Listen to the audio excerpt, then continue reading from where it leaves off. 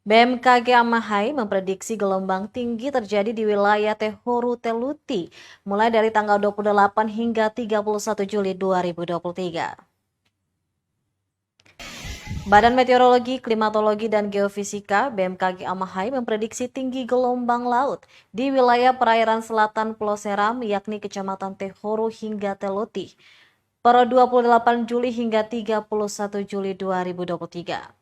Kepala BMKG Amahai, Thomas Latuni, kepada tribunambon.com menjelaskan untuk 3 hari ke depan, gelombang tinggi di perairan selatan Pulau Seram antara Tehoru dan Teluti juga sekitarnya masih berada dalam kategori rendah hingga sedang, di mana ketinggian gelombang pada siang hari berada pada volume 1 hingga 1,5 meter.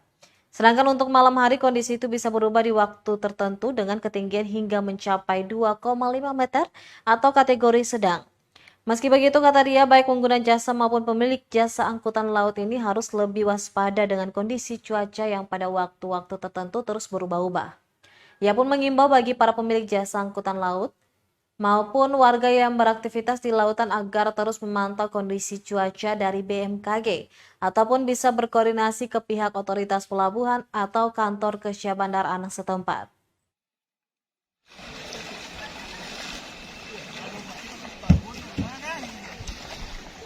Baik, secara umum di Maluku, bahkan secara khusus di wilayah Maluku Tengah, lebih khususnya di wilayah Seram bagian selatan, ini kita masih ada dalam masa puncak musim penghujan, di mana ini sangat berpotensi sekali terjadi kondisi cuaca-cuaca ekstrim seperti hujan, bahkan angin kencang.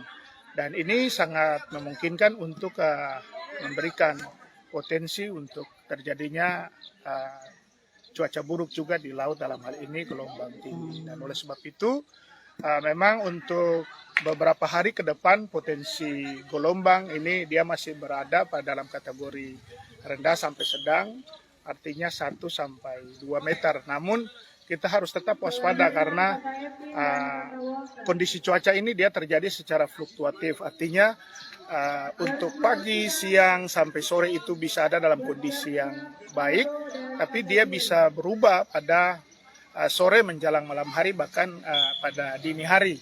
Itu kondisinya bisa berpotensi angin, disertai dengan hujan, bahkan itu bisa memberikan potensi adanya gelombang-gelombang yang bisa tinggi, dalam arti bisa 2 bahkan lebih dari 2 meter. Untuk itu berbagai aktivitas perlu diwaspadai untuk kondisi-kondisi cuaca yang sedang terjadi.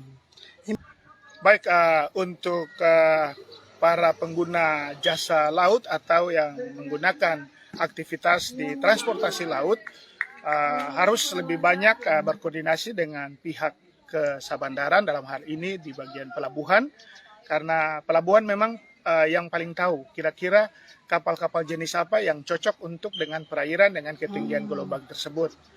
Tapi kalau kami dari BMKG secara umum tetap perlu diwaspadai karena terjadi perubahan-perubahan cuaca yang signifikan ini perlu kita antisipasi. Terima kasih sudah nonton. Jangan lupa like, subscribe, dan share ya.